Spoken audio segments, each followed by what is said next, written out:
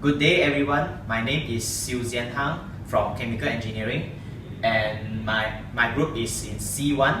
Today the topic of my presentation is activated carbon. So what is adsorption? Adsorption is the binding or adhesion of particles from gas, liquid or dissolved solid on a certain surface depending on the nature of the bonding. There are three kinds of bonding. The first, van der Waals force. Second, covalent bonding, and the third kind is the electrostatic bonding. What is activated carbon? Activated carbon is a type of carbon designed specifically for adsorption. It is processed to have small and low volume pores that increase the surface available for adsorption. And the chosen industry for activated carbons we have chosen is wastewater treatment industry. Wastewater treatment is an industrial scale process that makes water acceptable for our daily uses, for example, drinking, industry, or medicine uses. The wastewater treatment, it removes existing water contaminants or it reduces the contaminants concentration to fit our desired end use. There will be two separations involved in the wastewater treatment plant. First, the physical separation. In the physical separation, it involves settling and filtration process. And the next separation is the chemical separation, which involves the disinfection and coagulation process. Despite all the advantages that wastewater treatment has brought to us, it is still unable to remove iron and nitrate ions inside the water. This shows the process in a water treatment plant: pre-chlorination, aeration, coagulation, polyelectrolyte, sedimentation, filtration, and desalination. Whereas this graph, it shows what is going on inside the plant. Firstly, water will be rapidly mixed inside the tank and it will undergo flocculation for sedimentation process. After sedimentation process, the sludge will be removed from the mixture and the remaining water will undergo filtration. After filtration, it will be the disinfection process, and finally it will be ready for the distribution to all households.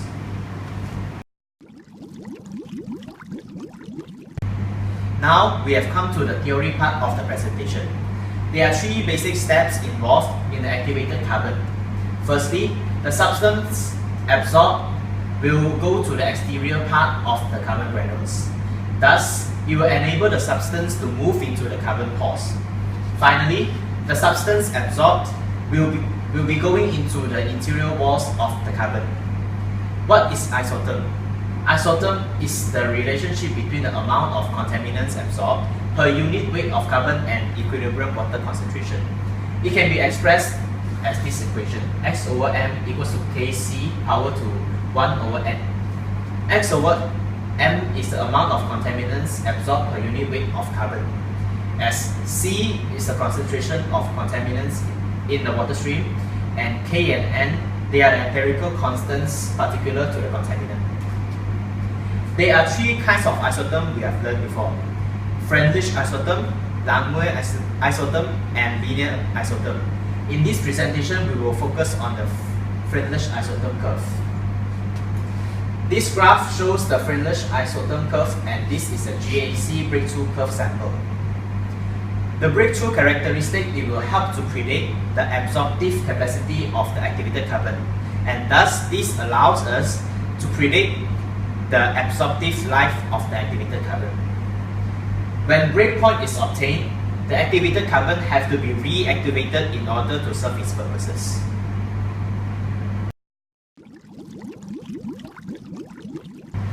The main objective of this experiment is to determine the absorption kinetics of the activated carbon and also to determine absorption equilibria of the activated carbon. My name is Christine, and I'm from Group C1, and I'm going to talk to you about customer requirements. It is needed for human development. Water is needed for drinking to flush out toxins and to regulate body temperature, together with aiding metabolism and to wash and cleaning up. In our agriculture industry, it helps to grow crops for the people, and without clean water, food are difficult to obtain, and thus there will be a big reduction in agricultural jobs. And for transportation, the use of water for transportation of material through rivers and canals is also an important part of the world economy. So moving on to the market demand. As you can see, there are 783 million people in the world living without access to consistently safe drinking water. And fresh water actually makes up a very small fraction on the planet. Why you say so? Because even though 70% of the world is covered by water, only about 2.5% is actually fresh. And thus, an affected water supply may result in a global phenomenon. As of 2006, waterborne diseases are estimated to have caused 1.8 million deaths every year. And these deaths are attributable to inadequate public sanitation system, and in these cases, proper sewage which is needed to be installed. Okay, as you can see, the water pollution is decreasing and getting more serious. So it shows that the importance of wastewater treatment industry. And according to the United Nations, water use has increases at more than twice the rate of population increase in the last century. And by the year 2025, it is estimated about 2/3 of the world population will live in water-stressed regions due to the growth and climate change. And the world demand for water treatment products is projected to increase 6.2% per year to nearly 65 billion in 2015, and resulting in a significant growth in the water treatment industry. As water has become a necessity, it can be concluded that this industry will only grow by time but never eliminated. As you can see, there's an example in India. In order to meet the global demand, treated water have to meet the requirement of the Indian standard for drinking water, which is IS 10500. And the graph shows the difference between treated water, untreated water, and the Indian standard. As you can see from the graph, the treated water specification has not met the Indian standard specification, and thus, a wastewater treatment system is a necessity.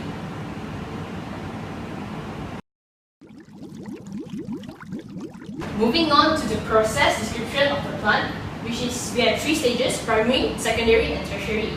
Primary stage is actually the first stage of wastewater treatment.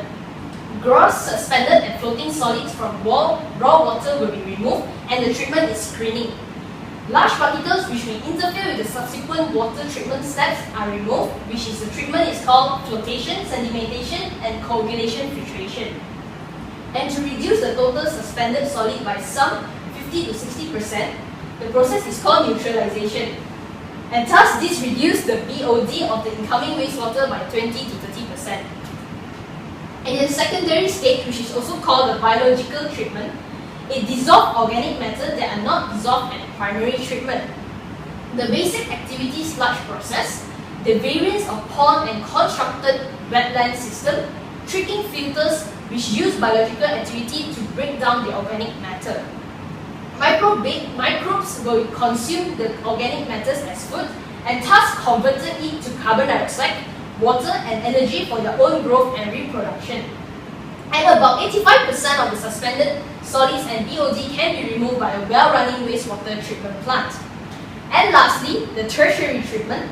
In this tertiary treatment, 99% impurities can be removed from sewage and can produce effluent drinking water quality. Activated carbon filters are also used to remove micropollutants. Organic contaminants, unwanted coloring, and taste and odor causing compounds can stick to the surface of the granular or product activated carbon and thus remove from the drinking water. So good day, ladies and gentlemen. My name is Wan Qian from Group C1. Today I'll be presenting to you our process flow diagram of the plant. So we all know that wastewater treatment plant is one of the most important industry in our daily life. In the wastewater treatment plant, the raw water is converted into the treated water through several separation process. As you can see in this diagram, this is a typical process flow diagram of the wastewater treatment plant. So just now we have seen about the process flow diagram of the plant. Now we are moving into the unit description. So first we are looking on the granular activated carbon system.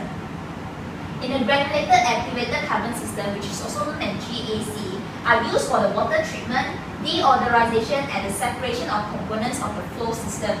GAC typically has a diameter ranging between 1.2 to 1.6 mm and an apparent density ranging between 25 and 31 pound per feet cube. granulated activated carbon is very suitable for the absorption of the liquid and gases because it can diffuse rapidly. Next, moving on to our second unit, which is the equalization basin. In the equalization basin, the purpose of doing it for the industrial treatment facility is to provide an adequate dampening of organic fluctuation in order to prevent shock loading of biological system. So basically, the equalization has two types. One is the sideline equalization and the next one is the inline equalization. So what are the difference between these two? Inline equalization is when all the flow passes through the equalization basin, while offline equalization is when only the flow above some predetermined flow limit is diverted into the equalization basin. Next, we'll be looking at the primary clarifier. So what happens inside the primary clarifier is that the process of clarification will take place through the process of sedimentation. So what is sedimentation? Sedimentation prepares the water for an effective filtration by allowing the heavy floced particle to settle to the bottom of the sink by gravitational settling. So for the effective sedimentation, basically the flow rate will be adjusted to be small. So in conclusion, the purpose of this clarifier is to remove the solid, produce a cleaner, effluent and concentrated solid. And lastly, the concentration of solid will be removed from the wastewater to reduce the volume of the sludge for dewatering and disposal. Next, as you can see in the process flow diagram, in between of the primary clarifier and the biological treatment, there is a process where we call it powder activated carbon. So in this powder activated carbon, which is also known as the short form PAC. So PAC is used in a number of instances during the wastewater treatment. Generally, it is applied before an active sludge step or whenever products have to be removed on an accidental or seasonal basis. So PAC is an attractive option for short-term treatment response to poor water condition. It is particularly very effective to treat taste and color deficiency. However, PAC is only limited to low removal. So next, we'll be looking at the biological treatment unit. In the biological treatment unit, basically the biological treatment is a natural low-rate biological treatment system which is available for the treatment of organic wastewater such as the municipal sewage. These biological treatment tend to be lower in cost and less sophisticated in the operation and the maintenance. So biological wastewater treatment is where we use the bacteria to degrade and decompose the organic waste material during the treatment, converting them into the simple substances, thus improving the treatment. Next is the secondary clarifier. In the secondary clarifier, the bacteria from the activated sludge are settled bound by the gravity. What makes secondary clarifier different from the primary clarifier is that the secondary clarifier has three clarifiers where the mixed liquid suspended solid known as the NLSS is separated from the clean overflow. The NLSS will settle to the bottom of the clarifier, is collected by a series of spiral blades and sludge intake ports along the bottom of the tank at the center column and is either wasted to the thickener or returned back to the aeration tank to maintain the biological population. Next is the sand filtration. In the sand filtration is used to remove the suspended metal as well as the floating and sinkable particle. As you can see in the diagram, the water will first passes through the sand filter bed of finely graded silica sand or pebbles. So when the water passes through the sand and pebble, the particles are removed by the way that it is absorbed by physical encapsulation. As the sand filters begin to clog up because of the trapped particle, backwashing is needed as a maintenance so that the filter media can be reused. So we have this thing called the surface filtration, which involves collecting particles above the filter bed, while the depth filtration generally involves smaller particles that are more difficult to recollect and which are bounded to the sand particles by absorption. So to highlight the whole process flow diagram and the unit description, I would say that the activated carbon is used especially in the water treatment to remove organic compounds that impart color, taste and odor to the water. So activated carbon is a very effective absorbent due to its surface area relative to the actual carbon particles and its visible exterior surface. So how the contaminant is removed from the water. The contaminant removal is achieved through a process where we call adsorption. Absorption is where the substances will be absorbed to the exterior of the carbon granule. Then the substances will be moving into the carbon pores, and lastly, it will absorb into the interior wall of the carbon. So the absorption efficiency will be decreasing over the time, and eventually the activated carbon will need to be replaced or reactivated by reheating it. So the three most well-known isotopes are the Fieldred, Lamoué, and Linear. So basically, in the wastewater treatment application, the most commonly used isotope would be the Fieldred. Alright guys, hello, my name is Shafiq, and today we are going to look on the results of our experiment 7, activated carbon. Okay, so as you can see here, we have plotted a table of adsorbents, concentration and QE, which is the amount of methylene blue attached or being adsorbed to the activated carbon. And we also have tabulated a table of C/C0 ratio. Okay, so on the first experiment A, which is adsorption kinetics, we have three beakers which are 10 milligrams per liter of methylene blue, added with 100 milligrams of activated carbon. Next, we have 30 milligrams per liter of methylene blue, added with 250 activated carbon, and then 30 initial concentration added with 350 milligrams of activated carbon. So here we have obtained an absorbent value. We obtained this value from spectrophotometer, and we did it on 15 minutes times of interval. So here we have time 0, t is equal to 0 minutes, 15 minutes, 30 minutes, 45 minutes, and then 60 minutes. So we calculated, we obtained all of this value by using the spectrophotometer. So from this absorbent value, we can obtain the concentration value by using the calibration curve from the appendix. Alright, so after we obtain all of this concentration value, we can determine QE, which is available on the formula in the appendix also. Moving on. So here, from the table, we have plotted a graph of C/C0 ratio against time. So here we have three curves which represents the initial concentration and added value of activated carbon, which here, as you can see here, the blue one is actually 100 milligrams of activated carbon. The red one is 250 milligrams of activated carbon, and this one last year is the 350 milligrams of activated carbon. So what we can see here is that the points are actually fluctuating up and down here for all the samples. Okay, but you need to see here, after the 2 points here, they started to increase. Okay, they started to increase until a maximum value, which is up till here, which is at the peak of the graph. Okay, this point is called the breakthrough point. Okay, breakthrough point is actually where activated carbon is being saturated. As we predicted, activated carbon will absorb the methylene blue, but it will, at some time, it will reach a point where it goes saturated, which means that beyond this point, beyond this curve here, they cannot actually absorb the methylene blue.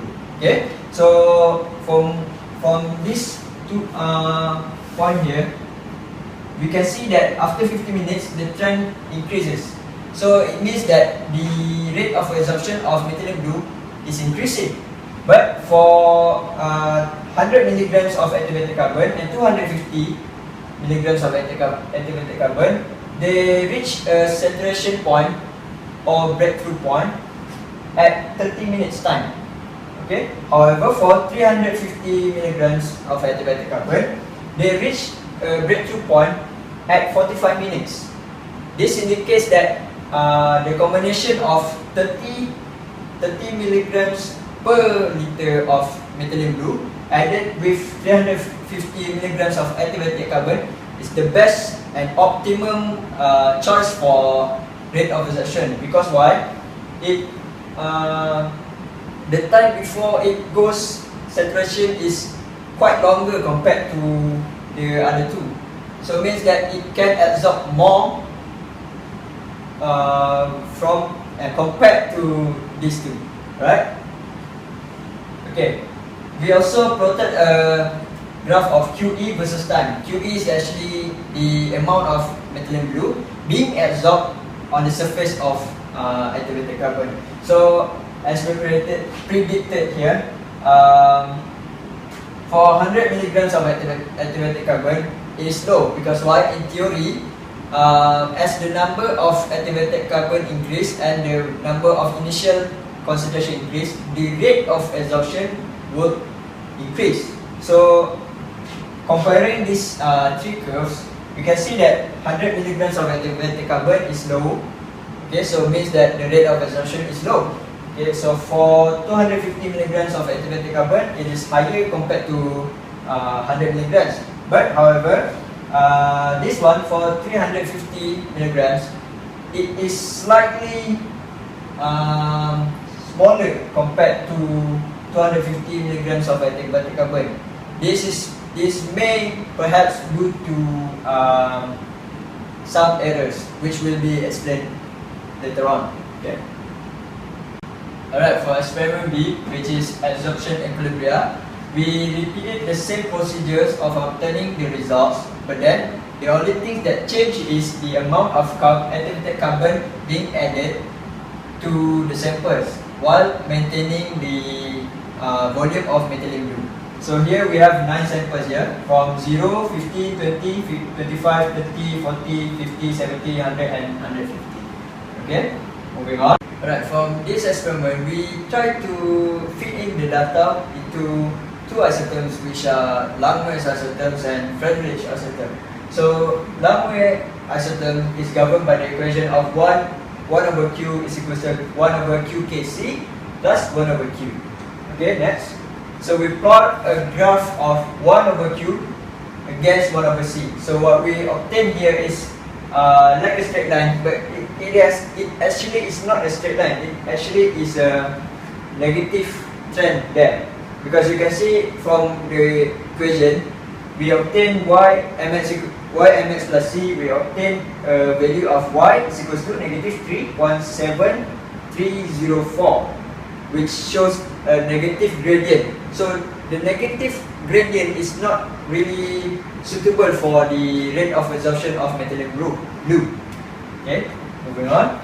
So the next isotope is Friedrich isotope, which is governed by the formula of log Q is equal to log Kf plus 1 over n log C. Okay, next. So we plot a graph of log Q versus log C. So what we obtain here, similar like the Langmuir isotopes, we obtain a negative trend. Okay, you can see that it's a straight line, but actually it's a negative trend there because the equation is y is equal to negative 0.0067. Okay, so basically it is not suitable also. It does not suitable for the activated carbon isotopes. But however, from our literature review, we found out that wastewater treatment usually uses Friedrich isotope, and as you can see, this value here is y is equal to negative 0.0067, which is near to 0 or at least near to a positive value. So we can say that it is suitable compared to the lama system.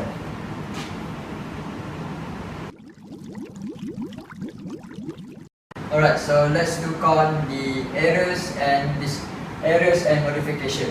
So these are the 3 errors that we found out that might interfere with our results and data. So the first error is that when we pour the methylene blue inside a beaker, sometimes it might not be exactly the same as each samples. Alright, so it might deteriorate our results a bit. Okay, so what we need to do is use a standardized beaker which have a calibration mark, as in like it will accurately determine our calibration lah.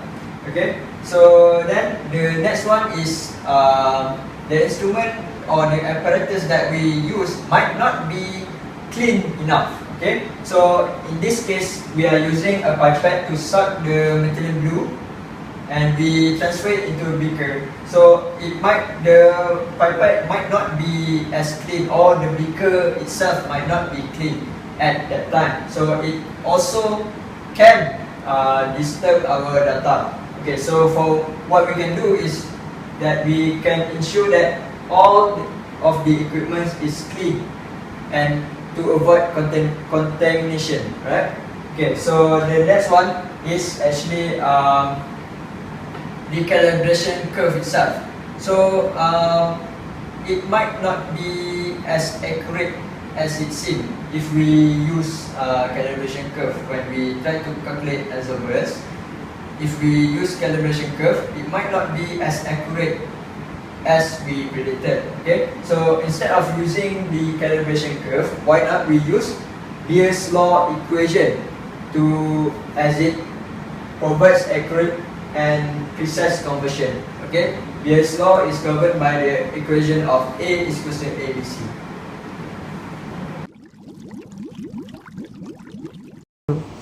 Hello, I'm Song. I will be presenting on the safety and the economic aspect of a water treatment plant. Water as the basic human need. Humans consume water every day. Therefore, the water treatment operators have a vital role in ensuring the safety and the health of the community in which they service. Moving on, there are various types of safety hazards in a water treatment plant, such as falling hazard, electrocution, injury caused by improper chemical handling, exposure to hazardous gases, injury caused by improper entrance into the confined space. Moving on to our first safety aspect, that's plant safety. Most of the incidents that happen in a plant caused by slip and falls. According to the US labor statistic, more than 600 workers were killed and estimated more than 200,000 workers were seriously injured caused by falling from 80 feet and or lower level. Therefore, to prevent falling hazard, the water treatment plant should always be fenced and indicated by a sign of the name or the owner of the facilities. Secondly, the plant floors and the walkway should always be kept clean and dry. Otherwise, a warning sign should be placed at the slippery area. Thirdly, proper lighting is essential in a facility to promote safe operation of the plant. As the operation of the water treatment involves many types of chemicals, a water plant operator must become very familiar with the chemicals they use at their work. All chemicals are potentially dangerous and necessary precaution must be taken before handling any chemicals. Material Safety Data Sheet or MSDS is the best source of information regarding the chemicals. No chemical should be received, stored or handled without sufficient information. An informative MSDS should include the identification of the compositions, formula, and the common and or scientific name of the chemicals, the physical properties, the incompatible substances and decomposition products, health hazard, environment impacts, personal protective equipment that should be used, and the safe handling, storage, disposal, and cleanup procedures. About the chemical storage, there are 6 major groups of chemical that is used in the water treatment plant. To ensure the safe operation of the plant, each of these groups should not be stored together. These include acid, bases, salt and polymers, adsorption powders, oxidizing powders, and compressed gases. Wearing the appropriate personal protective equipment is essential when working in a water treatment plant. These include protect the eyes and face with goggles, protect the feet with safety boots, protect the head with helmets, and protect the hand with gloves. Also, prevent the accidents to fall by using safety belts. Moving on to the economic analysis of the water treatment plant. Owing to the varied nature of the conventional water treatment plant, Clark and Dozy point out that no two water treatment plant is alike. Therefore, the cost for the construction of the water treatment plant is very site-specific and must be developed for the individual circumstances. The varied design and the components that are required in a water treatment plant is primarily based on the quality and the characteristic of the raw water. There are 3 aspects in the cost for the water treatment plant. Firstly, initial construction cost. It was predicted that the total initial construction cost for a 5 million gallons per day conventional water treatment plant to be cost 2.3 million. Secondly, the annual ongoing cost. Chemical is said to be the largest item in the annual going expenses of a conventional surface water treatment plant. This includes the coagulant, disinfectant, and the pH adjuster. It is also said that every 1% in the increase of the turbidity, the chemical cost increased by 0.27%, and that for every 1% increase in the gallon produced, the chemical cost also increased in 0.04%. The turbidity of the water is the amount of organic and inorganic matters in the water, which determine the amount of chemicals required for the water treatment. The third aspect, which is the production cost. A report provides the breakdowns of the total cost of the production of a 5, 40, and a 130 million gallon per day conventional water treatment plant. It is proved that as the cost per unit of the water decline, as the total production of the capacity of the facility expand. In order to provide more understanding of the operation cost of the water treatment plant, a case study between a conventional water treatment plant and a desalination water treatment is being conducted. From the case study, it's found that both conventional and desalination facility are very cost competitive, given that the life cycle cost of production of both facilities are almost the same. In this experiment, activated carbon has been used to study the removal of methylene blue from aqueous solutions. Adsorption experiments were conducted to determine the maximum adsorption capacity. From our result, due to the high degree of microporosity, just 1 gram of activated carbon has a surface area in excess of 500 meters squared, as determined by gas adsorption. In our industry case study, water and wastewater treatment plant follow a series of steps until a clean water is obtained. Safety measures should be taken while working in a facility in order to prevent hazards. Furthermore, in order to build the plant, the economy and the financial of constructing, operating and maintaining a water treatment plant over the course of its life has to be achieved to indicate the cost should be taken into account. That's all for our presentation. Thank you.